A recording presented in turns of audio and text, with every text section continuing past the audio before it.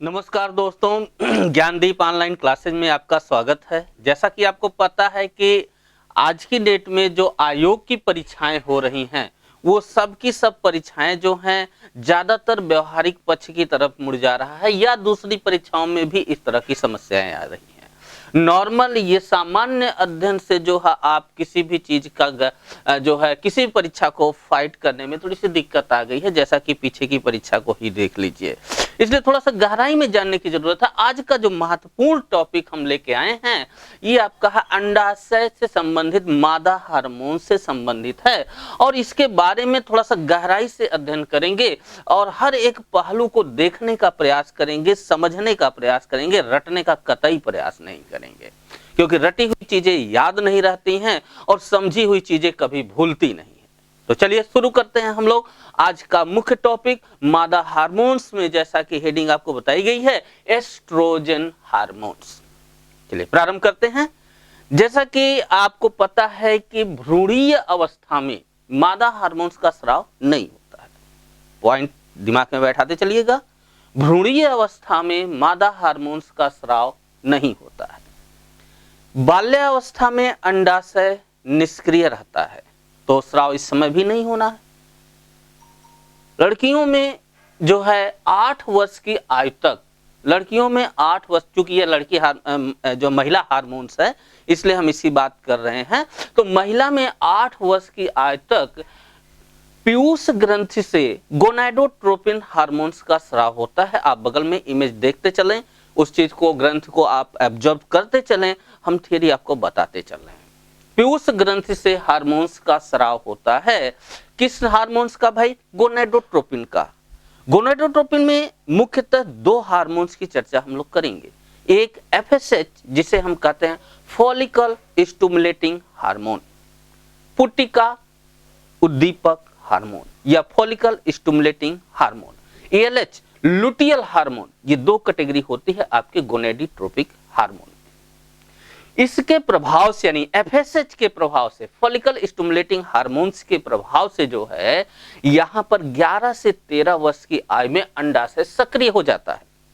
और जब ये सक्रिय होता है तो उसी समय आपका जो है 2 हार्मोन्स अंडाशय पुटिका से स्रावित होने लगते हैं और मासिक धर्म या मासिक चक्र जिसे कहते हैं वह प्रारंभ हो जाता है और एक महिला के जीवन में यौनारंभ की स्थिति प्रारंभ हो जाती है। अंडाशय की ग्राफियन पुटिका, देखिए यहां भी क्वेश्चन आया हुआ है, अंडाशय की ग्राफियन पुटिका से, ध्यान दीजिएगा, अंडाशय की ग्राफियन पुटिका से जो है आपके 2 तरह के एस्टेरॉइड स्रावित होते हैं। ये एस्टेरॉइड हैं, इस बात पे जोड़ दीजिएगा। 2 तरह के एस्टेरॉइड स्रावित होते हैं। पहला एस्ट्रोजन या पुटकीय हार्मोन्स कहते हैं, जिसे हम सेक्स हार्मोन्स के नाम से भी जानते हैं। दूसरा प्रोजेस्ट्रीय या लुटियल हार्मोन, जिसे आप प्रोजेस्ट्रॉन के रूप में भी जान सकते हैं। अब बात करते हैं, इसमें एक हार्मोन्स को लेकर के चलते हैं जो कि आज का टॉपिक है, एस्ट्रोजन या सेक्स हार्मोन। देखिए इसका स्राव जो है ग्राफियन पुटिका के थीका एंटरना से होता है। ध्यान दीजिएगा, कहां से स्रावित होता है? थीका एंटरना कोशिका से स्रावित होता है। पहली बात फिर बता दे रहे हैं, इमेज आप देखते चलिए, कहां से क्या स्रावित हो रहा है उसको ऑब्जर्व आप करते चलिए और बात को सुनते चलिए। तो यौनारंभ से लेकर रजनोवृत्ति, रजनोवृत्ति मतलब वह समय जब एक महिला के जो है मासिक धर्म आना बंद हो जाता है। कब होती है ये? 45 वर्ष की आयु मानी जाती है। तो यौनारंभ से लेकर के रजनोवृत्ति तक के समय में जो है आपका यहां से, यानी उस वहां तक जो है आपका एस्ट्रोजन का स्राव होता रहता है। ठीक है, एस्ट्रोजन का स्राव होता रहता है। ठीक है, इसमें जो है आपके महत्वपूर्ण कार्यों की बात हम लोग करेंगे। क्यों? जान लीजिए ये भी चीजें कि कार्य से ही जो है उसके रोग निर्धारित होते, इसलिए हम कहे समझना जरूरी है, देखना और समझना जरूरी है, कभी नहीं भूलेगा। लेकिन अगर आप इसको समझेंगे नहीं तो रटेंगे, और रटी हुई चीज कभी याद नहीं होती है, वो कुछ दिनों के लिए स्थिर रहती है, फिर उसके बाद भूल जाते हैं। ठीक है, तो एस्ट्रोजन हार्मोन्स के कार्य को पहले समझते हैं कि ये करता क्या है। इस चीज को आप समझने का प्रयास करिएगा। पहला, हम इसको नारी विकास हार्मोन्स के रूप में जानते हैं। क्या जानते हैं भाई? नारी विकास हार्मोन्स हम कहते हैं। एक नारी के जीवन में जो आप जो है 11 से 13 वर्ष की आयु के बाद जो आप स्थिति जो बदलाव देखते हैं, उसके लिए सबसे महत्वपूर्ण जिम्मेदार हार्मोन्स आपका जो है वो कहीं ना कहीं एस्ट्रोजन है। ठीक है, स्तन ग्रंथि का विकास हो जाता है, स्तन विकास हो जाता है। ठीक है, मासिक धर्म की शुरुआत हो जाती है, मासिक चक्र शुरू हो जाता है। ठीक है, अंडवाहिनी विकास हो जाता है, जननांगों में बालों की वृद्धि हो जाती है। जैसे कहते हैं जननांगों में बाल या रोए आ जाते हैं, उस तरह की वृद्धि इसमें हो जाती है। यहाँ पर आकर के इस एज में जो है वो सब चीजें आने लगती हैं। लेविया भग्न शिशा का विकास हो जाता है और वसा संचयन होने से जो श्रोणि मेखला है, ये श्रोणि मेखला पे मांसपेशियां के जमा होने से मोटी हो जाती हैं, यानी ये चौड़ा हो जाता है। श्रोणि मेखला जो है ये चौड़ी हो जाती है। क्यों? क्योंकि मांसपेशियां जो है यहाँ पर जमा हो जाती हैं। ये सब जो है यहाँ पर इसकी वजह से होता है। मैथुनेच्छा जागृत हो जाती है, यानी सेक्सुअल की भावना जो है बढ़ जाती है। ठीक है, वो उद्दीपित हो जाती है। ये सब चीजें क्यों बता रहे हैं? क्योंकि इन्हीं से रिलेटेड जो है बीमारियां भी हैं, याद रखिएगा। इसलिए इन हार्मोन्स को जो है पढ़ने के लिए आपको जरूरी है कि आप जो है इस हार्मोन्स के कार्य को जरूर समझें। ठीक है, अगला कार्य क्या इसका होता है? मासिक धर्म को यह नियंत्रित करता है। कैसे भाई नियंत्रित करता है? देखिए, अंडाशय से अंडाणु का अंडोत्सर्ग होता है और फैलोपियन ट्यूब में जो है उसका शुक्राणु से निषेचन की क्रिया होती है। फैलोपियन ट्यूब फिगर में दिखाया गया है।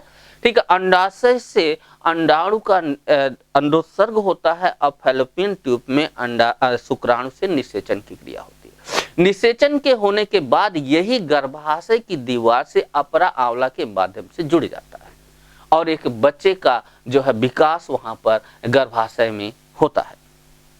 ठीक है, अगर निषेचन की क्रिया पूर्ण हो जाती है तो एस्ट्रोजन और प्रोजेस्टेरॉन दोनों मिल करके आगे का कार्य करते हैं। हाँ, यहाँ पर जरूरी ये है कि एस्ट्रोजन का स्राव बहुत कम हो जाता है, प्रोजेस्टेरॉन का स्राव अधिक हो जाता है, क्योंकि वो गर्भधारण से संबंधित हार्मोन है और अब उसी की जरूरत है।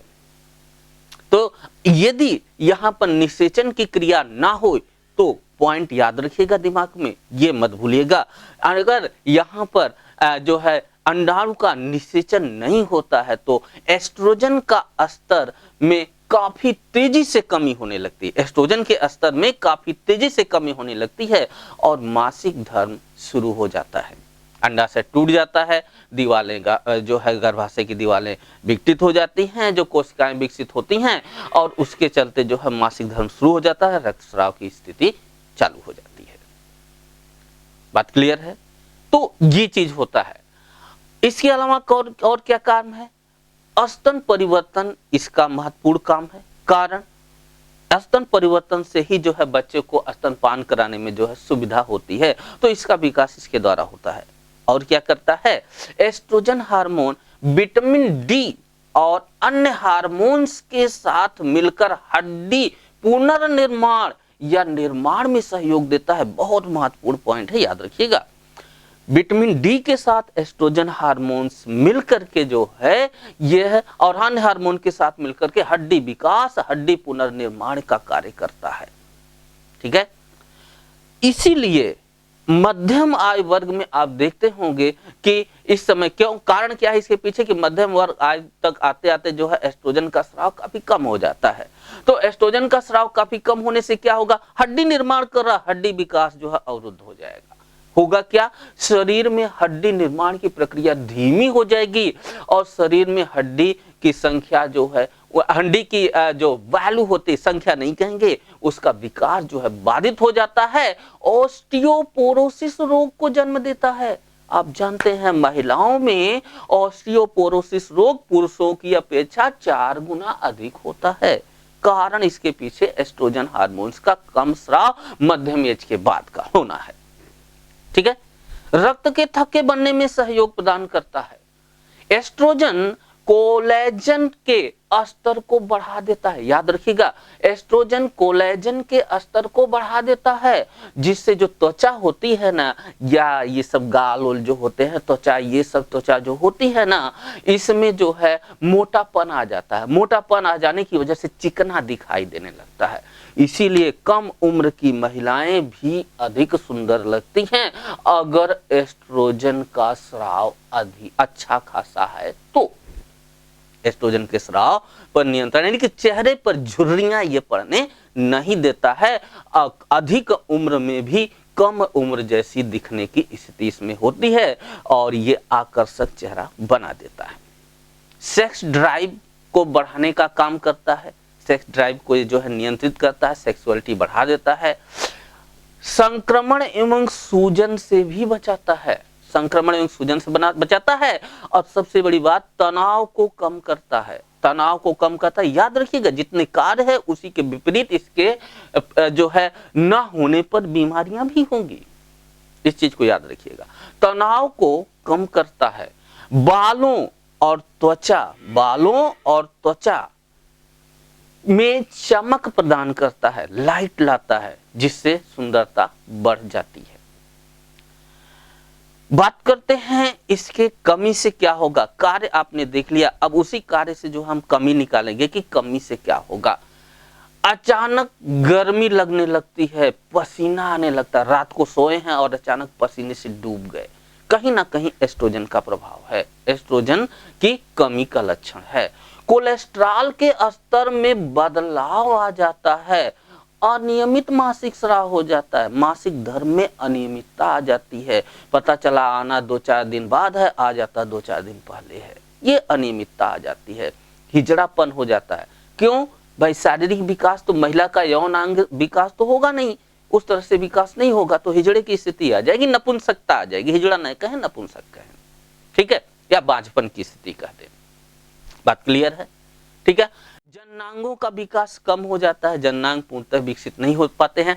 स्तन वृद्धि में सहयोग करता है, इसलिए इसकी कमी से जो है स्तन ग्रंथियों या स्तन में वृद्धि अवरुद्ध हो जाती है। स्तन जो है ये आपके छोटे हो जाते हैं। श्रोण मेखला, जहां पर मांसपेशियों का जमाव हो रहा था जिसके चलते वहां पर मांसपेशियां मोटी हो जा रही थी, श्रोण मेखला चौड़ी और मोटी हो जा रही थी, वो अब पतली हो जाएगी। निस्तब्ध जो होते हैं वो चपटे हो जाते हैं। जनन क्षमता तो घट जाएगी ना, बांझपन की स्थिति है, जनन क्षमता कहां रह जाएगी। सिर दर्द होता है, कमी से सिर दर्द होता है। अवसाद एवं चिंता बढ़ जाती है। अनियमित रक्तस्राव होता है। अनियमित रूप से दिल की धड़कन बढ़ने लगती है। जननांगों में सूजन आ जाती है। संक्रमण हो जाता है। मूत्र पथ यानी योनि से संबंधित बात यह है, यानी मूत्र पथ में जो है आपका संक्रमण हो जाता है। ओस्टियोपोरोसिस विकसित हो जाता है। ध्यान केंद्रित करने में कठिनाई होती है। अगर किसी चीज पे आप ध्यान केंद्रित करना चाहते हैं तो वो ध्यान सही से केंद्रित आपका नहीं हो पाता है। ये सब समस्या आने लगती है। हाँ, अब बात ये आती है, ये तो कमी की वजह से हुआ। अधिकता से क्या होगा? स्तन के स्तर में वृद्धि हो जाएगी, सूजन आ जाएगी, मतलब अनियमित वृद्धि देखी जा सकती है, बड़े हो सकते हैं। ब्लड प्रेशर जो है वो बढ़ जाता है।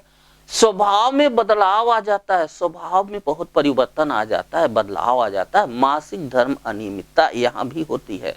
मासिक धर्म यहाँ भी जो है अनियमित हो जाता है, सही तरीके से नहीं आता है। बाल झड़ने लगते हैं, बाल जो है झड़ने लगते हैं। थकान होने लगती है, थकान एवं कमजोरी की समस्या आ जाती है। स्तन में गांठ उत्पन्न हो जाती है, स्तन गांठ उत्पन्न हो जाती है। नींद नहीं आती है, ऐसे लोगों को नींद नहीं आती है, ठीक है। कामेच्छा यानी सेक्सुअलिटी कम हो जाती, खत्म नहीं कहीं, कम है, ठीक है, कम हो जाती है। सिर दर्द होने लगता है। माइग्रेन की समस्या हो जाती है, माइग्रेन जैसी समस्या सामने आने लगती है। ये बहुत सी स्थितियां हैं जब इसका अधिक स्राव होता है। अगर ये जो है, अगर इसको हमें बढ़ाने की जरूरत है, जैसा कि इतनी समस्या हमने देख लिया, अधिक है तो, कम है तो, अगर लगता है कि कम है तो इसके लिए जरूरी है कि बढ़ाने की भी जरूरत होगी, बढ़ाया जाए। तो बढ़ाने के लिए इसमें क्या है कि अगर हम विटामिन ई खाएं, देखिए विटामिन ई दी जाती है, आप जानते हैं कि विटामिन ई जो है सुंदरता की विटामिन भी कही जाती है, सुंदरता की विटामिन, याद रखिएगा।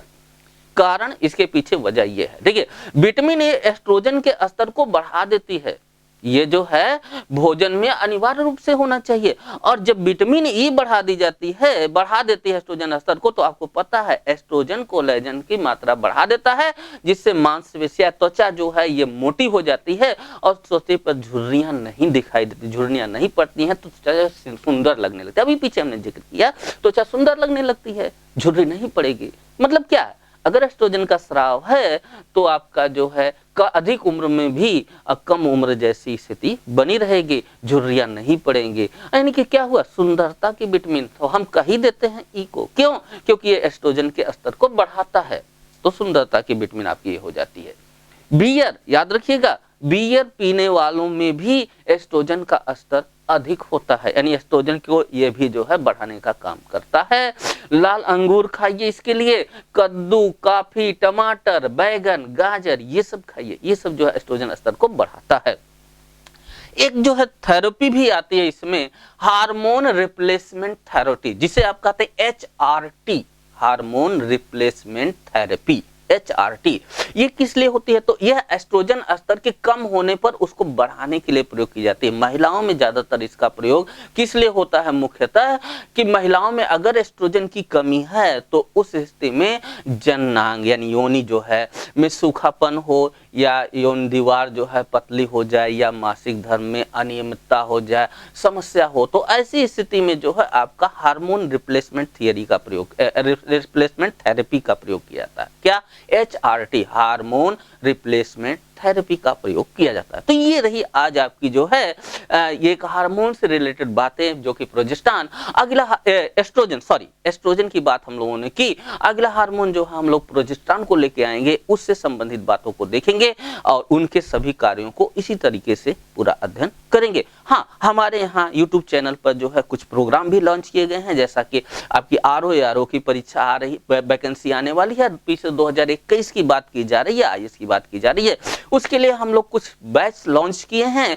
पेड क्लास है, बहुत माइन्यूट चार्ज है, ना के बराबर है, लेकिन गारंटेड कोर्स है। अभी पिछली परीक्षा जो PCS की हुई है, हमारे यहाँ हमारे क्लास से सेम टू सेम पूरे के पूरे लगभग थियरी से क्वेश्चन आपके आ गए थे। ठीक है, आप उठा के देख लीजिए। हालांकि हम हिस्ट्री की क्लास, इकोनॉमिक्स की क्लास नहीं लिए थे, पॉलिटिक्स, साइंस और आपके जो है ज्योग्राफी की क्लास लिए थे। इसमें से सब क्वेश्चन आपको मिल जाएंगे, सीधे सीधे थ्योरी से मिल जाते हैं और आसानी से आप ढूंढ सकते हैं, लॉजिकल तरीके से समझाया जाता है। इसके लिए हम बैच लॉन्च किए। डेमो क्लास आपकी 20 तारीख 9 बजे से प्रारंभ की जा रही है, जिसके बारे में थोड़ी सी जानकारी आप तुरंत का तुरंत देखिए। ये जो आपको जेस्ट लेके आ रहे हैं, इसके बारे में भी थोड़ी सी आप जानकारी ले लीजिए। हमारे बैच की, हमारे क्लास की क्या विशेषताएं हैं।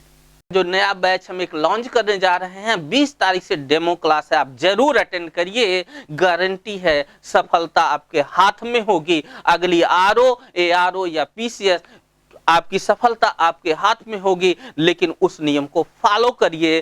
क्या कर रहे हैं, थियरी की क्लास हम लेंगे आपकी, ठीक है, थियरी की क्लास लेंगे, PDF नोट्स आपको प्रोवाइड कराएंगे, PDF नोट्स प्रोवाइड कराएंगे, साप्ताहिक टेस्ट सीरीज होगी, जो कि पिछले हफ्ते में आपको हमने क्लास दिया था, उन सब पर जो है साप्ताहिक टेस्ट लेंगे, लाइव टेस्ट देंगे, बैठ के दीजिए, अपने मोबाइल से अपने घर पर लाइव टेस्ट दीजिए, अनलिमिटेड होगा। वेबसाइट पर जाइए, वहां से लाइव टेस्ट अपना दीजिए, अपना परीक्षण करिए। शुल्क कहेंगे इतना कुछ कर जाएंगे तो भैया फीस क्या लेंगे, बहुत बड़ा मायने रखता है। कुछ नहीं है, 1000 रुपए शुल्क, मात्र 1000 रुपए है। महीने भर में चाय पानी में उड़ा जाएंगे, उससे ज्यादा। उसमें भी हमने कमी कर दिया। 100 छात्रों के लिए मात्र 50% फीस, यानी 501 रुपया। 501 रुपए में आप पूरा GS हमसे ले जाइए और गारंटेड है कि आपका परीक्षा नहीं रुकेगी। इससे आप आजमा के देख लीजिए यार, 500 रुपए तो चाय समोसे में 4-5 दिन में या हफ्ते भर में उड़ जाते हैं। ये तो आपके जीवन की बात है, जीवन को संवार लीजिए, पैसे पर ध्यान मत दीजिए। याद रखिए, बहुत जरूरी है, इस चीज को दिमाग में बैठा लीजिए। तो ये रही हमारी बातें, इस रणनीति को अपनाइए और हमारा साथ दीजिए। आपकी मेहनत, हमारा तरीका और हम आपको मैटर उपलब्ध कराएंगे। बुकों के लोड से हटिए, बोझ से हटिए, सफलता आपके हाथ में होगी।